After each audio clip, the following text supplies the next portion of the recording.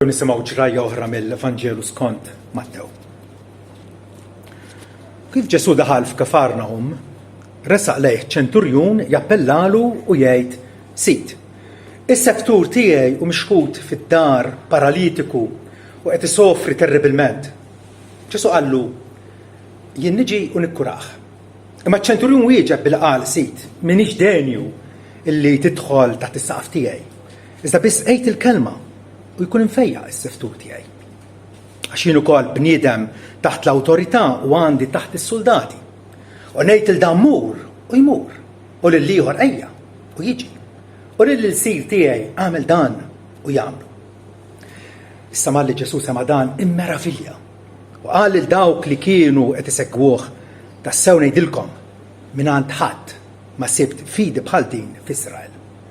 Ngħidilkom li għad jiġu ħafna mill-Vant u l-Punent u se jirreklinaw mal-mejda flimkien ma' Abraham u Iżak u Ġakob f'saltna tismewwiet, ma' wlied is-saltna se jkunu mixħutin il-barra fit-tlam libad. Hemmhekk se jkun hemm il-biki u t-tażżiż ta' snien. U Ġesu qal liċ-ċenturjun: mur, ħajkunlek bħalma emmint. U s-seftur tiegħu tfejjaq dak il-ħin stess. Amen. Missier tismawwiet. Kemm huwa sabiħ, kemm huwa eċitanti, kemm huwa adatt għalina l-Evanġelu li inti ħaddimt quddiem il-popli kollha. Mhix xi ħaġa sigrita inti trid illi il-kapulavur tal-grazzja tiegħek ikun magħruf fost il-ġnus kollha, grazzi tal-li laħaq lilna wkoll hawnhekk. Nitolbuk mulej biex imqanqlin mill-istess ħniena tiegħek għandna nkunu disposti sabiex nilħqu l-ħadd ieħor bl-istess aħbar tajba illi laħqet lilna. Grazzi missier talli il-ħniena tiegħek hija ta' bilħaq stupenda, hija ta' bilħaq propjament dak li neħtieġu. Ma nistgħu nresqulek xejn da parti tagħna ħlief ħtija, ħmieġ u korruzzjoni. Minti mulej taf toħroġ is-sabiħ mill-ikraħ, taf toħroġ it-tajjeb mill-ħażin, taf tagħmel ħwejjeġ meraviljużi. U għalhekk nitolbuk mulej biex kif aħna nisimgħu dwar din il-ġrajja, għatina li l-qalb tagħna tkun imsaħna u il-moħħ tagħna jkun imkebbes sabiex il-rispons tagħna għal ibnek Ġesu ikun kif tixtiequ inti. Rispons sħiħ, rispons ta' devozzjoni, ta' qima u obbedjenza. U dan tolbuh għal glorja ta' ismu. Amen. Ġesu meta kien fil-ċenaklu bid-dixxipli madwaru għalilhom intom issejħuli Mgħallem u Sit u tagħmlu sewwa għax hekk kien. It-traċedja hi ħafna nies jieqfu hemmhekk isejħu u jarfu li Ġesu huwa għallim tal-prima klassi u għandu ħafna pariri tajbin xatina għal ħajjitna, però jieqfu milli jobduh bil-qalb kollha tagħhom. Jobduh meta ikollhom aptit, jew meta jkun jaqblilhom, però dawn nies ma jistgħux ngħidu li huma ta' bilħaq dixxipli ta' Ġesu. Tiftakru li Ġesu għadu kif tagħna ħanejdu hekk kors twil dwar kif għandna ngħixu bħala l-imsejħin tiegħu. Mhux se jkollna la enerġija u laqqas raġuni fina nfusna għalfejn għandna nobduh jekk ma jkunx hemm imħabba fina lejh. Aħna nħobbuh għax hu ħabna l-ewwel. L-imħabba tiegħu għarafnija kemm qed anqalna u x'fiduċja għandna fih f'dan Ġesu ta' Nażaret illi tagħna tagħlim illi ebda bniedem, ebda filosfu ma jqarreb lejh.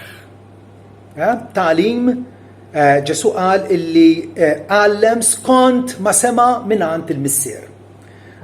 urina rrieda sħiħa tal-Alla. Qed ngħidilkom illi m'aħniex nitħajru serjament kull wieħed waħda minnha biex nittaħtu għalih biex ta' bilħaq nissottomettu il-ħajja kollha tagħna fl-oqsma kollha tagħha biex noqogħdu għat-tagħlim tiegħu jekk ma nħobbuhx u m'għandniex fiduċja sinċira fih. Hawnhekk f'dan il-qari f'din l-istorja illi għadkom kemm smajtu għandna okkażjoni sabiħa, okkażjoni tremenda biex ta' bilħaq nissaħħu fil-fidi tagħna. Meta nissaħħu fil-fidi tagħna, meta il-Ġesu naraw propjament dak illi neħtieġu.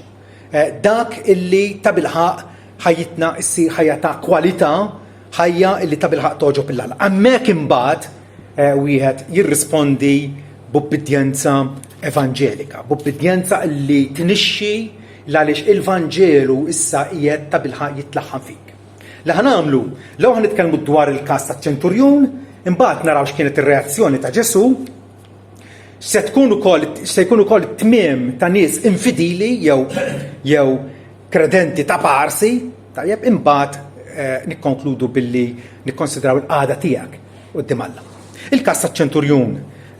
Dana il-ċenturjun ma tistax ma tkunx attirat lejh. Vera, huwa kien probabbilment Ruman jew żgur ma kienx Ludi, u naraw ċertu virtujiet fih, ċertu kwalitajiet sbieħ illi ta' min jimithom. L-ewwel nett għalkemm kien raġel fil-kmand, raġel superjuri fuq ħaddieħor, ċenturjun kien soldat inkarigat b'100 soldat jew aktar taħtu. U allura kellu ċertu awtorità. Però kien umli. Naraw illi kien umli, ma kienx mimli bih innifsu.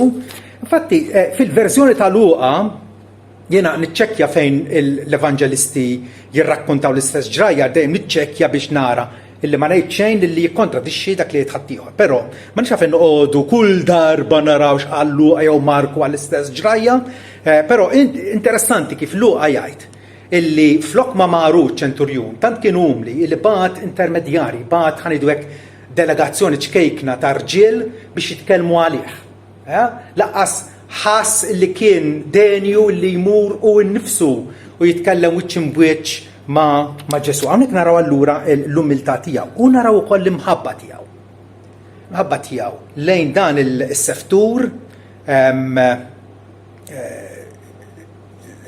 li normalment min kien ikun sinjur jew stapene dakinhar jkollu seftur li issa dana paralitiku matub qiegħed f'qiegħ ta' sodda m'għadux utli. Normalment kienu jew jeħilsu minnhom jew joqtluhom. Għaliex l-iskjavi dakinhar kienu stmati ta' xejn. Għandna ħafna awturi antiki ta' dakinhar illi tkellmu Varro, awtur Latin, jgħid semadi. L-unika differenza bejn il-sir, bima u kerettun u illi l-sir jitkellem. Allora tista' timmaġina meta tisma' tad-diskor dik hija xi ħaġa normalissima dakinhar. Ġifieri kerettun jekk inti trid tfarku tarmih lem, ħadd ma ħajjlek xejn, u l-istess ħaġa l-sir. Il-jasar illi il-Kristjaneżmu eventwalment bil-mod il-mod kull fejn penetra l-Vanġelu dawn l-abbużi serji fost l-umanità ġew fix-xejn. Xi ħaġa nistgħu niċċekkjaw mill-kodba tal-istorja. Aristotele wkoll jgħid, Aristotele wieħed mill-filosofi kbar il-qadderu fuq wiċċ-l-art. Aristotele jgħid skjaf u għodda ħajja bħalma biċċa għodda skjava bla ħajja. Frattant dan iċ-ċenturjun lis-seftur tiegħu kien ħobbu. Inħobbu ma xtaqx li jitilfu u allura qiegħed il-fatti quddiem Ġesu. Il-fejjieq illi seta iġib kambjament fil-ħajja tas-seftur kif ukoll ringrazzjament fil-qalb taċ-ċenturjun. il-ċenturjon ma jgħidlux direttament biex ifejqu, infatti jgħidlu il-seftur tiegħi u mixxud fid-dar paralitiku qed isofri terribilment. Jippreżentalu l-fatti kif huma, il-fatti. Fiduċjuż illi Ġesu ħajrispondi għal dawk il-fatti ta' uġieħ, fatti ta' sofferenza u fatti Ġesu għallu jiena niġu nikkuraħ. Hawnhekk għandna allura okkażjoni ta' interċessjoni għal xi ħadd ta' għażiż. Meta aħna nitolbu għal qraba jew ħbieb jew kollegi tagħna fuq post tax-xogħol, dik l-interċessjoni meta inti tindaħal għal ħadd ieħor, inti qed tfittex barka mingħand Alla, mhux għalik innifsek. Tajjeb titlob għalik innifsek, imma wkoll għal ħadd ieħor, u qatt ta' mħabba li ma bħal. Il-ċenturjun ukoll jesprimi nuqqas ta' den.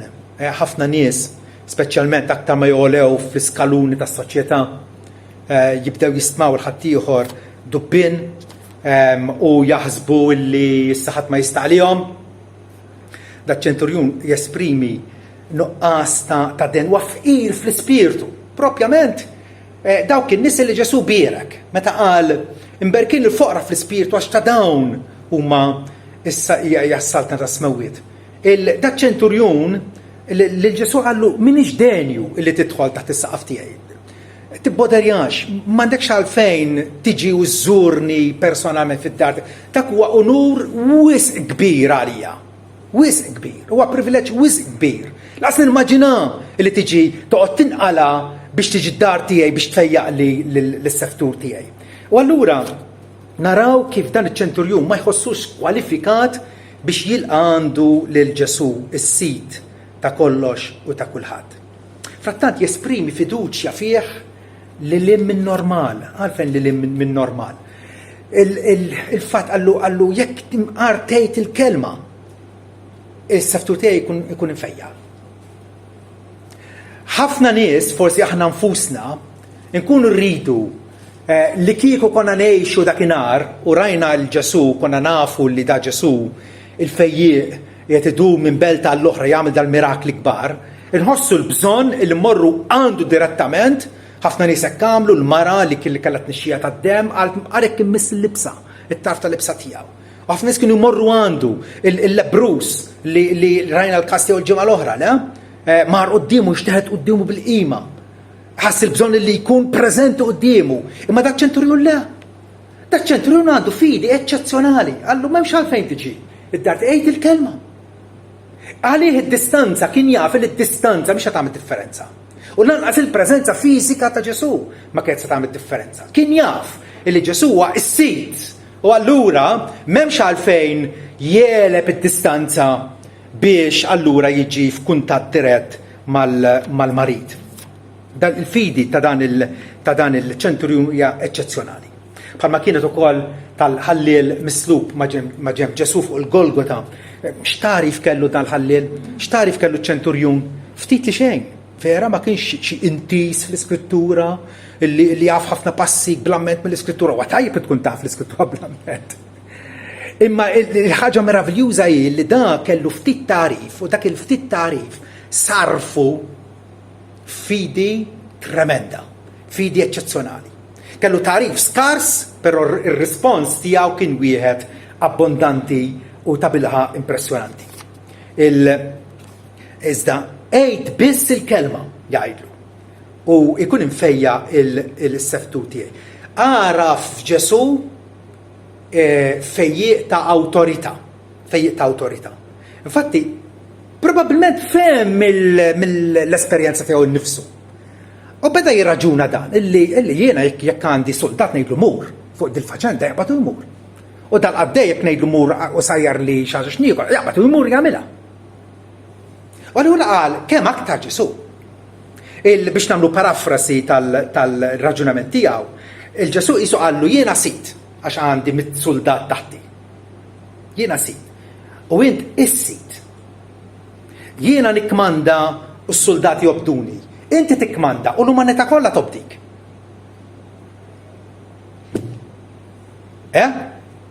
Jiena li ma jinxejn inġiel il-ħadd ieħor jobdini kemm aktar int. Jien min xejn u frattant ħadd ieħor jobdini. aħseb wara int mulej Ġesu. X'tkun allura x'kienet ir-reazzjoni ta' Ġesu? Ġesu għal darba oħra bħalma kien mal-lebrus kien dispost, kien lest iva, irrid. Ġesu jrid. Ġesu irrid avolja ċenturjun kien raġel barrani kien jirrappreżenta imperu arroganti, immorali, illi kien invada l-pajjiż ta' Iżrael bħalma għamel pajjiżi oħrajn. Tajjeb, u kien qed jaħkem kontra x-xewqa taċ-ċittadini tal-pajjiż, imperu pagan li kien qed jokkupa lill-Iżrael illegalment u jniġġes l-art skont il-liġi ta' Mosè. U frattant Ġesu laqgħu. Ġesu jilqa' lil dawk li jħossu l-bżonn. Ejjew għandi li intom imtaqlin u mobbijin. Dawn huma n-nies li jħossu l-bżonn ta' bilħaq imorru għand Ġesu. Allura Ġesu jagħtih suġġeriment, jiena niġi u nikkuraħ, jiena niġi mfejju. X'insema da bil-qagħda tas-seftur li ċ-ċentru jgħidlu x'kien preparat illi jagħmel. Sforz l-imħabba, motivat mill-imħabba, Ġesu kien lest jikser it-tradizzjoni ludija isimha għadi. Ġesu għex f'soċjetà ludija bit-tradizzjonijiet kollha tagħha, però kien lest jiksirhom dak it-tradizzjonijiet. Sforz l-imħabba tiegħu lejna. Għana kultant nkunu jridu ninoġbu man-nies ta' madwarna u ma morrux kontra l-fehma tagħhom biex jibqgħu jaċċettawna. Ġesu kien lest li jmur, niġi u nikkuraħ. Fatti meta Pietru mar għand Kornelju, x'kien l-ewwel diskors ta' qallu? Qallu inti taf illi mhuwiex leċitu, mhuwiex skont il-liġi tagħna, illi jien nidħol f'dar ta' wieħed pagan, ta' wieħed ġentil. Però wkoll Pietru imqanqal mill-Ispiritu Santu kien lest li jagħmel. Ġesu bħalma mess lill-imġiddem li kienet xi ħaġa kontra l-liġi imma appena messu nafu li fejqu. Ekk ukoll kien lest li jagħmel dan il-pass illi ħajdu kien skandalus f'għajnejn il-lut l-oħra. Hawnhekk Ġesu x'inra kif irraġuna miegħu il-ċenturjun kien meraviljat. Nistgħu immaġinaw lil Ġesu l-omnixjenti. Ġesu illi m'ebda dettall fl-univers li ma jafx bih. U hawnhekk toħroġ sabiħa l-umanità tiegħu. Xejn sema kif dan iċ-ċenturjun irraġuna miegħu. Ħareġ sorpriż u immeraviljat, kien maġġeb. Ejd biss il-kelma u l-għaddej tiegħi ifieq. Xi ħaġa li la semaħħa waqas iltaqa' magħha band oħra. Kważi Ġesu ma pretendiex din il-fiduċja tal-ċenturjun. Fil-Vanġeli, Vanġeli, darbtejn biss naqraw meta Ġesu kien meraviljat. Tgħidu li x'jista' jkunu dawn darbtejn. Waħda minnhom hija din. Meta ra fidi fejn ma pretendiex li jkun hemm fidi, kważi. Raġel pagan, x'tarif għandu tal-Bibja da? X'seta kien jaf? U frattant dik il-ftit li kellu żerrija bħal-ħabba tas-senapa li tat il-frott. Ġesu huwa meraviljat meta aħna mill-ftit tarif li inħaltuh mal-fidi u nieħdu azzjoni. Però Ġesu huwa wkoll meraviljat skont Marku 6 vers 6 meta staġeb hawnhekk jgħidilna minħabba n-nuqqas ta' twemmin tagħhom. Meta mar f'Nażaret li kien pajjiżu u bdew joħduha kontrih, dan mhux bil-mastudaxxa u ħutu nafuhom u ma setax jagħmel ħafna mirakli minħabba in-nuqqas ta' twemmin tagħhom u staġeb minħabba f'hekk. Staġeb. Pretenda illi dawn nies illi talmu minn għandu raw il-mirakli tiegħu jirrispondu u baqgħu ma rispondewx. Ġesu jimmeraviglia ruħu meta xi ħadd li suppost jemmen ma jemminx. U xi ħadd li kważi huwa skużabbli jekk ma jemminx, attwalment jemmen. Ġesu allura jirrikmanda il-fidi ta' dan iċ-ċenturjun. Aktar u aktar meta ġejja minant da' ċenturjun li kellu tarif minimu. Aħna ma nix tarif minimu. Kollha kemm aħna għandna ħafna ta' ingawdu ħafna tarif u informazzjoni mill-iskrittura. Ġesu jgħid li dak li aktar ma jingħatalek, aktar inti responsabbli. Aktar inti se jintalab minn għandek. Ġesu infatti jgħid tassew ngħidilkom mingħand ħadd ma sibt fidi bħal di f'Iżrael. Meta Ġesu jgħid tassew ngħidilkom, ġifieri ħajjejt affermazzjoni, ħajjejt xi ħaġa illi jridna noqogħdu attenti ħafna u nagħtu kasha. Mingħand ħadd ma sibt fidi bħal din f'Iżrael fost il-poplu ta' Alla. Kellu jkun wieħed pagan illi ma jafx minn fejn tibda u fejn tispiċċa r-reliġjon vera u frattant emmen fih. Mentri li d-disċipli ftit wara ħanaraw qed jaqsam il-lag tal-Galilea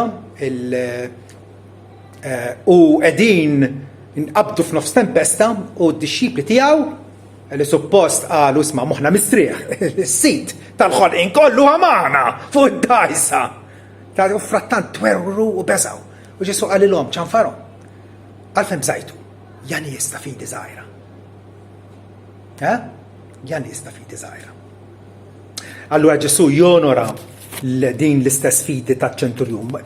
Alla ħajdu hekk jirrispondi u jieħu pjaċir meta aħna inwieġbu għall-istedina tiegħu. Meta jaslinna f'widnejna aħbar illi hemm salvazzjoni maħduma minn Alla li hija salvazzjoni kbira u ma naffordjawx li ntraskurawha. Allura Alla jonora din il-fidi. Ġesu qallu mur ħajkunlek bħal memment. Alla jonora skont il-fidi tagħna. Dan huwa prinċipju illi Alla Ġesu Kristu japplika b'mod sovran ħafna drabi lin-nies li fejjaq jew għamilhom xi ġid, jgħidulhom skont il-fidi tiegħek, skont ma intemmint ħajkunlek. Però ħafna drabi oħra kif nafu fejjaq nies in ġenerali mingħajr ma qalilhom isma' però temnu da. Infatti ġieli qajjem nies mill-mewt mingħajr ma qalilhom issa tridu qumu mill-mewt jew le. Ma qalilhomx hekk, qajjimhom xorta waħda. Però dal-prinċipju li Alla normalment iberikna skont il-fidi tagħna, skont kemm aħna lesti illi nafdawh. Ġesu jieħu hawnhekk ukoll okkażjoni biex il-issem profezija illi għalkemm il-profeti qablu Iżajja, Ġeremija, Eżekjel, Danjel u l-bqija. Għaluha kemm il-darba din illi għad jasal il-jum illi mhux Iżrael biss, mhux il-Lud biss, imma il-ġnus tad-dinja jitilgħu lejn il-muntanja tal-Mulej jgħidu ħanitalmu il-liġi tal-Mulej minn għandu. Frattant, il-Lud ta' żmien Ġesu apparentament dak il-profeziji ma tawx kasom jew warbuhom, għandna ħabta illi kultant naqraw mill-iskrittura dak li joġob lilna u affarijiet ma jogħġbuniex inwarbuhom jew ta' pass ma jeżistux. Nitteludu lilna nfusna. Hawnhekk Ġesu l-issem profezija fejn li għad jiġu ħafna, xi ħaġa fil-futur, għad jiġu ħafna mill-vant u l-punent, ġifi mill-irkejn kollha tad-dinja. U se jirreknaw mal-mejta flimkien ma' Abraham u Iżak u Ġakob f'saltnet ismaw. Ġesu qed jgħid illi is-salta Alla, l-uliet Alla miġbura flimkien mhux ħajkunu biss nies ċirkonċiżi illi huma dixxendenti fiżiċi ta' Abraham, il-Lut ġifieri, imma se jinkludu nies popli minn bnadi oħra tad-dinja. U din ovvjament din il-profezija qiegħda u għadha sseħħ sal-ġurnata tal-lum. Alla bl-ispirtu tiegħu qiegħed isejjaħ lin-nies anke aħna nfusna biex nemnu l-bxara tajba dwar ibnu Ġesu. Il-Lut ma kunux hekk però, il-Lut kienu tant imdejqin f'qalbhom u tant il-pagani bħal dak ċenturjun eżaħjulu kelb. Mintix minn tagħna inti. U m'għandniex naqsmu miegħek. Jekk kienu jmorru fis-suq, xi jmorru lura d-dar kienu jitraxxu bl-ilma biex jippurifikaw li nfushom ma mhux b'kombinazzjoni jkunu inħakku ma' xi pagan u jitnizzu dak it-tip ta' atteġġjament. Il-rabbin u ħafna Fariżej fi żmien Ġesu kienu jitolbu hekk. Kull filgħodu inrodlok ħajrom u lej tal-li jien raġel mhux mara, tal-li jien ludi u mhux pagan, tal-li jien ħieles u mhux il-sir. Dawn huma il-krema tal-lud, il-Fariżej, li kienu ipenġu nfushom bħala l-aħjar frott fost il-poplu ludi. U kienu jitolbu hekk. U Ġesu jikser kull konvenzjoni. Hawnhekk kull darba naraw Ġesu ir-rivoluzzjonarju tal-imħabba. L-imħabba ta' Alla qed jgħid ma tilħaqx biss l-erba' min-nies f'pajjiż żgħir. Imma se tkun mifruxa, miftuħa għal kull min joħoss il-bżonn tal-maħfra, tat-tindif, tal-fejqan mingħand Alla. Infatti, hawnhekk iridu naraw ukoll id-destin ta' fidili ta' Parsi. Ħafna nies illum il-ġurnata wisq aktar minn qatt qabel għandna nies li jgħidu, jistqarru, jikklejmjaw li huma Kristjani meta mhumiex. Imma għax twildu f'pajjiż b'kultura nisranija, ċoja pereżempju l-Amerika jew l-Ingilterra jew anke f'pajjiżi Ewropej, fl-antik kien hemm dik l-Ewropa kienet l-ewwel kontinent illi milħuq bil-Vanġelu, dawn allura jibqgħu iserħu fuq il-patrimonju tagħhom mingħajr ma jeżerċitaw fidi. Il-ċenturjun kien skwalifikat soċjalment, kien skwalifikat reliġjożament, ma kienx wieħed minn Iżrael. U frattant instab bħala wieħed minn Iżrael. Għaliex għax il-ludi vera mhux wieħed jidher minn barra, mhux għax għandu ċirkonċiżjoni. Skont l-Apostol Pawlu jgħid li l-ludi wieħed minn ġewwa, mill-qalb, u t-tifħir tiegħu mhux mill-bnedmin imma minn Alla. Kontrast, dawk li pretendew li huma werrieta għad ikunu rroftati. Ħafna nies li pretendu li għandhom ikunu ġewwa għad ikunu miċħuda u miżmuma barra.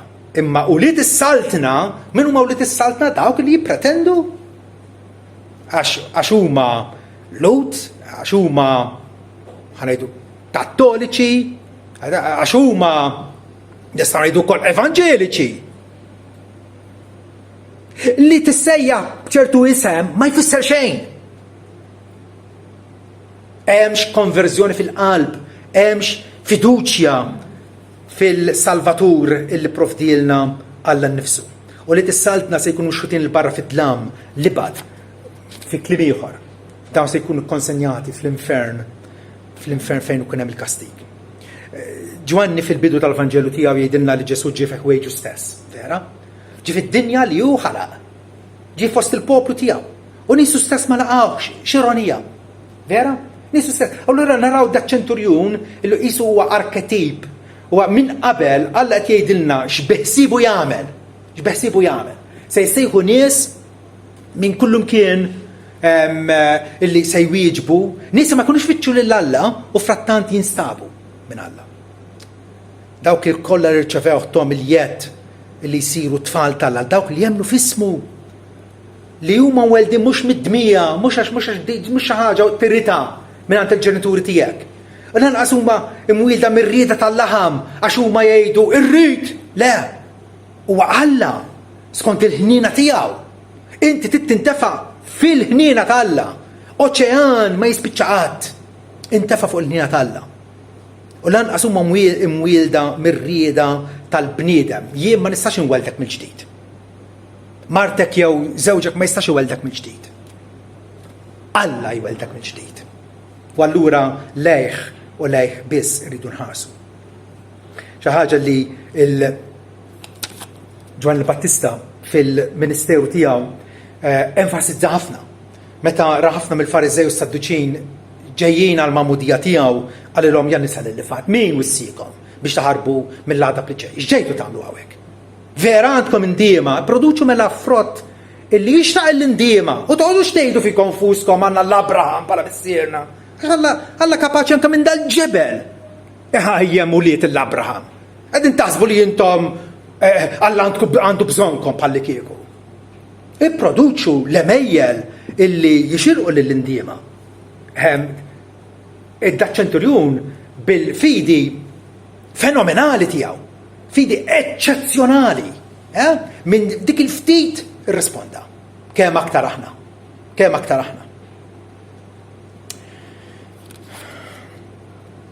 Mill-bqija Ġesu jgħid illi dawk illi jippretendu mingħajr m'għandhom bidla fil-qalb dawna għal-jom se jkunhom il-biki u t-tagħżiż ta' snien.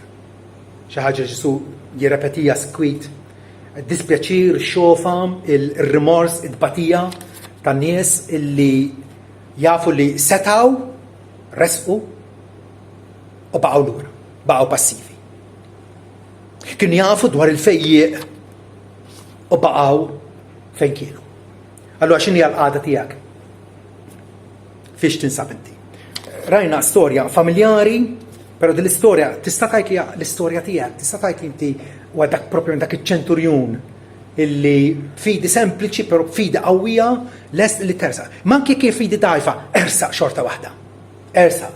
Aħna ma salvati b'fidi qawwija, salvati b'Ġesu Kristu, l-omnipotenti, is-Salvatur uniku. Ġesu possibilment bħalissa qiegħed jimmeraviglia bik. Qed jimmeraviglia bik. Jew għax ilek tisma' u għadek m'hemmx. Jew għax forsi smajt ftit u emmint mill-ewwel. X'inhu l-każ tiegħek? Qiegħed tirrikorri għand Ġesu għalik innifsek u forsi wkoll ħadd ieħor li taf illi bħalma int maħfur ħadd ieħor ukoll allura inti ħad titlob għalihom, ħad interċiedi għalihom bħalma meta ċenturjun għas-seftur għażiż tiegħu. X'awtorità u x'dispożizzjoni tajba taraf Ġesu. Meta tħares lejn Ġesu, ovvjament irridu nħarsu leħ bil-fidi. X'tara fih? Salvatur il-huwa dispost illi jaqilek, illi ifejqek, illi jagħtik il-ħajja, jew Salvatur distakkat illi daqat ma rajtu le Ġesu qal imberkin dawk li ma rawx. U madan kollu hemm. Titkellem dwarna. Alla jrid illi nagħmlu użu sħiħ mill-provdiment, mill-abbondanza tal-ħniena tat-tieba tiegħu murja lejna.